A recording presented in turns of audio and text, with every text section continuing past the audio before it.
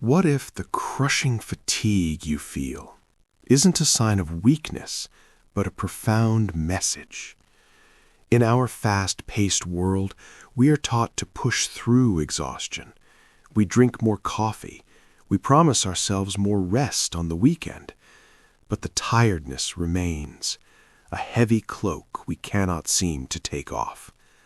For so many women in America, especially in midlife, this exhaustion is a constant companion, often dismissed as just aging or stress. But what if your body's persistent weariness is not the enemy? What if it is a sacred invitation, a form of wisdom? This video is not about how to fight your fatigue. It is about learning to listen to it. We will explore the revolutionary idea, through the lens of Carl Jung, that your body is not failing you, it is speaking to you. This message is an invitation to decode the secret language of your own body and to discover the powerful truth that is waiting for you beneath the surface of your tiredness. The message it carries could be the key to reclaiming not just your energy, but your most authentic self. There is a kind of tired that settles into your bones in midlife. It's more than just a lack of sleep. It's more than a busy schedule. It is a weight, an invisible weight. For so many of us, especially women in America between 40 and 60, our lives are a masterpiece of juggling. We juggle careers. We juggle children. We juggle aging parents. We juggle relationships, finances, and the endless to-do lists that seem to multiply overnight. We are the generation that was taught we could do it all. And for a long time, we did. We ran on coffee and sheer force of will. But then, somewhere in our 40s or 50s, something begins to shift. The coffee isn't cutting it anymore. A full night's sleep feels like a distant memory, and even when we get it, we wake up feeling just as drained. Rest only seems to scratch the surface of this deep, profound exhaustion, and the world around us offers simple and often dismissive answers. You're just stressed. It's just your age. You need a vacation. And so we push through, because that is what we have always done. We see our fatigue as an enemy to be conquered, a flaw to be overcome. We battle our own bodies, wondering why they are failing us. This constant battle leads to a quiet, deep burnout, a feeling that we are not just tired of our lives, we are tired from our lives. Does this sound familiar? What if we have been asking the wrong question? Instead of asking, how do I fight this fatigue? What if we had the courage to ask, what is this fatigue trying to teach me? This is where we shift the entire paradigm. This is where we begin to learn the body's secret language. The great psychologist Carl Jung had a revolutionary perspective on this. He understood that the psyche and the body are not separate. They are two parts of one whole intelligent system. He taught that the unconscious mind, the deep, wise part of you that has no words, often speaks through the body. Think of your body as a wise and loving messenger, and the fatigue you feel is the letter it is carrying to your door. When our conscious life, the life we are busy doing, is out of alignment with our soul's true needs, the unconscious will send a signal, a loving but persistent alarm bell, that sudden headache after a conversation that felt wrong, that knot in your stomach before a task you dread, that profound, soul-deep fatigue that settles in every Sunday night. These are not random physical failings. They are communications. They are the body's way of saying, pay attention. Something here is not right. Something here is draining your very life force. I remember a woman I spoke with, Maria, a dedicated school teacher. She loved her students, but the endless demands of the system had worn her down. She told me she felt a crushing exhaustion every single day as soon as the final school bell rang.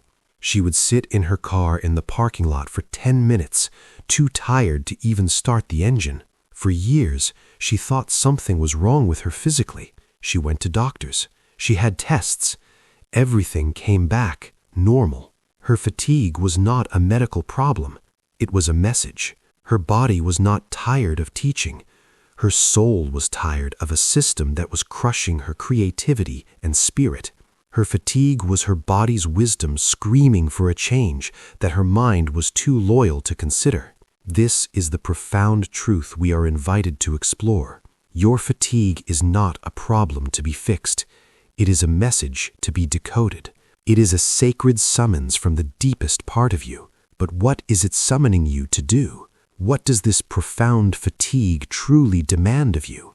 That is where the real journey begins. So the fatigue you feel is a summons, a sacred summons. But what is it demanding of you? How do we begin to decode its message? The answer begins with a courageous and countercultural act, the act of honoring the pause. Instead of pushing through your tiredness, you learn to lean into it. Instead of fighting it, you learn to listen to it. This is not about laziness. This is about wisdom. It begins with a profound shift in inquiry. The call to introspection is not just about your mind, it is about your body. The most powerful question you can ask when you feel that deep weariness is not, "Why am I so tired?" That question often leads to a spiral of self-judgment. The real question, the key that unlocks the message, is this: what am I truly tired of? Take a moment with that. What am I truly tired of? Your body is not tired of living. Your soul is tired of the way you have been forced to live. It is tired of pretending. It is tired of holding back your truth. It is tired of the relentless pressure to perform. It is tired of a job that drains your life force, a relationship that feels like a cage, or a pattern of self-neglect that has gone on for far too long. Your fatigue is a boundary. It is your body's loving, desperate way of saying, "No more. I can no longer sustain this misalignment. Something has to change." And this summons is often a call to recognize the unlived life. The great Jungian analyst Marion Woodman spoke of this beautifully. She understood that for so many women, we have been conditioned to live for others. Our energy is a resource we give away freely to our children, our partners, our careers, and in the process, the parts of us that are just for us, our own creativity, our own joy, our own quiet passions, often get neglected. They are sent into the shadow. This is the unlived life. And in midlife, the soul begins to cry out for what has been denied. That profound fatigue can be the grief of your unlived life. The painter who never painted, the dancer who never danced, the adventurer who stayed home. Your fatigue is the physical manifestation of your soul's longing. I remember a client, a woman who ran a highly successful business. She was a pillar of her community, a superwoman, and she was bone tired, all the time. When she finally sat with the question, "What am I truly tired of?" the answer that came back surprised her. She wrote in her journal, "I am tired of being strong. I am tired of being responsible for everyone and everything. I am tired of having all the answers." Beneath the competent, successful woman was a part of her that longed for softness, for play, for the freedom to not know. Her fatigue was not a sign she needed to work harder. It was a sign she needed to surrender, to reclaim the parts of herself that were not about doing, but about simply being. So how do we begin to honor this pause in a practical way? How do we create the space to listen? First, you can create a fatigue ritual. Instead of seeing the wave of tiredness as an interruption, see it as an invitation. When it hits, do not immediately reach for more coffee. Instead, if you can, stop, even for just 5 minutes. Close your eyes, place a hand on your heart and a hand on your belly. and simply breathe. And in that quiet space, ask your body with genuine curiosity, what do you need from me right now? Don't try to answer with your mind. Just listen for the feeling. The answer might be rest. It might be silence. It might be a glass of water. It might be a walk in nature. This simple act of checking in is a profound act of self-respect. You are shifting from a relationship of command over your body to one of communion with your body. Second, you must give yourself permission to slow down. This is a radical act in our culture of relentless productivity. Redefine what success for your day looks like. Maybe success today is not clearing your entire to-do list. Maybe success today is taking a 20-minute nap. Maybe success today is saying no to one thing you don't have the energy for. You must protect your energy as if it were the most precious resource you have, because it is. Setting these boundaries is not selfish. It is essential. It is how you begin to honor the message your fatigue is sending. It is how you begin to heal the deep misalignment that is the true source of your exhaustion. And that is the first step towards reclaiming your true vitality. As you begin to honor the pause, as you start to listen to the wisdom of your body, a quiet revolution begins. This is the journey of reclaiming your vitality, and it is a journey that looks very different from what our culture tells us. The modern world tells you that to have more energy, you must do more. More exercise, more supplements, more productivity hacks. But the Jungian path reveals a deeper, more sustainable truth. True vitality is not about adding more to your life. It is about subtracting what is draining your soul. This is the transformative power of integrating your fatigue's message into your life. Imagine your life force is a beautiful, finite resource, like a bucket of precious water. For years, you have allowed small, invisible leaks in that bucket. The leak of saying yes when your body was screaming no. The leak of staying in a job that dims your inner light. The leak of pretending to be someone you are not. The fatigue you feel is the feeling of your bucket running dry. Reclaiming your vitality is not about finding a bigger water source outside of yourself. It is the sacred work of finding and gently mending those leaks.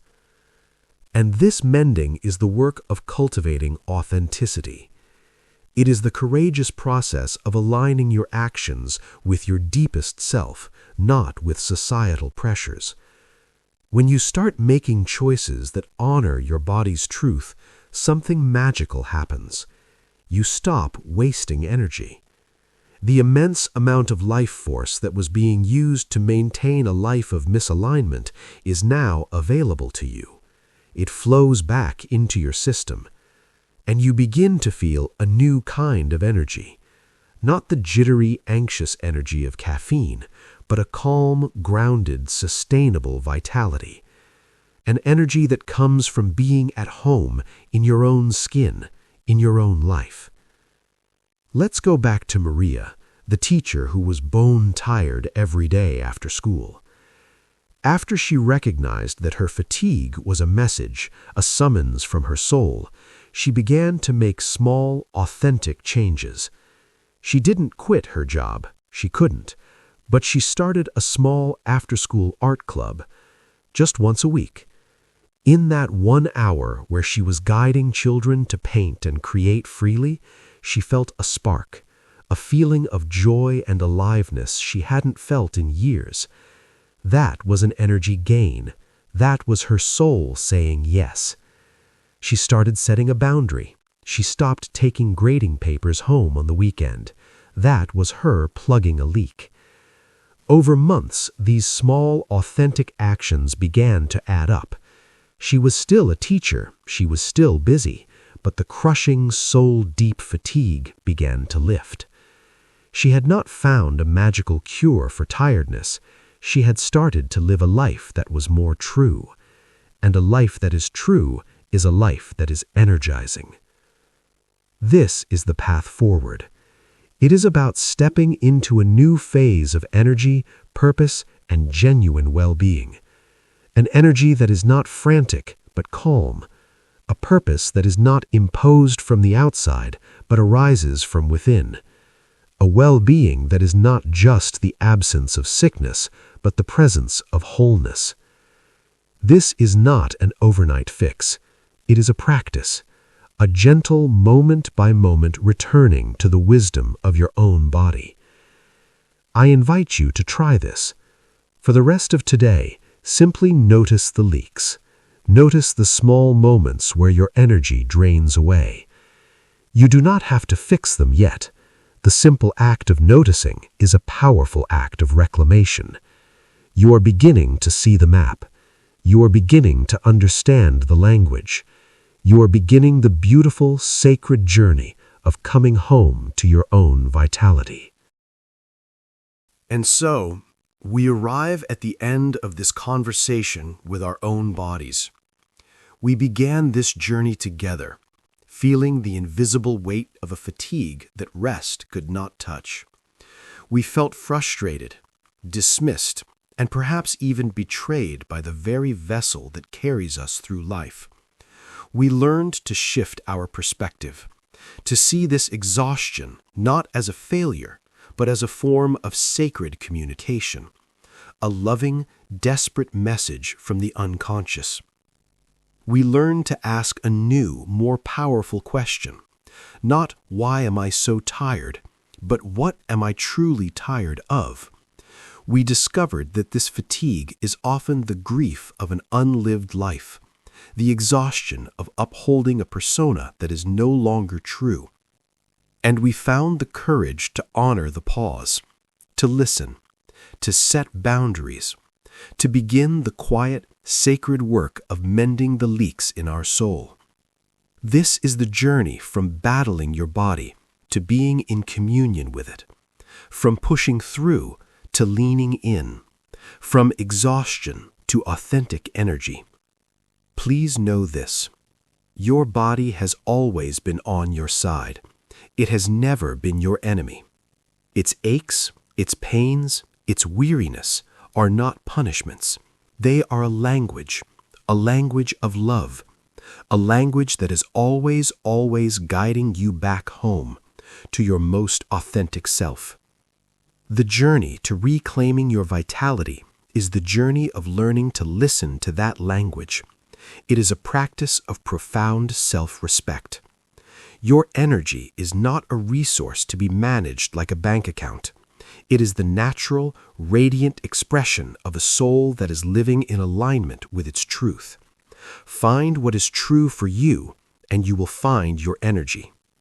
You are not broken. You are simply being called to a more honest way of living.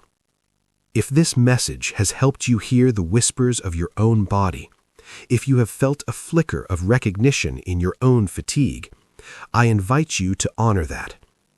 Share in the comments below one thing that you feel your body might be telling you it is tired of. You do not need to have a solution. The simple act of naming it is a powerful first step. Your honesty could be the very thing that helps someone else feel seen and less alone in their own exhaustion. And as you begin to honor your body's wisdom and reclaim your physical energy, you are embarking on a profound inward turn. In our next video, we will explore the beautiful destination this journey of deep listening leads to. We will discover how your later years are not a decline, but a grand, magnificent reclamation of the woman you were always meant to be. You will see how all these pieces, the stillness, the loneliness, the recalibration, the fatigue, are all sacred parts of the soul's magnificent unfolding. Thank you for sharing this quiet space of listening with me. Be gentle with yourself. Your body is your wisest friend.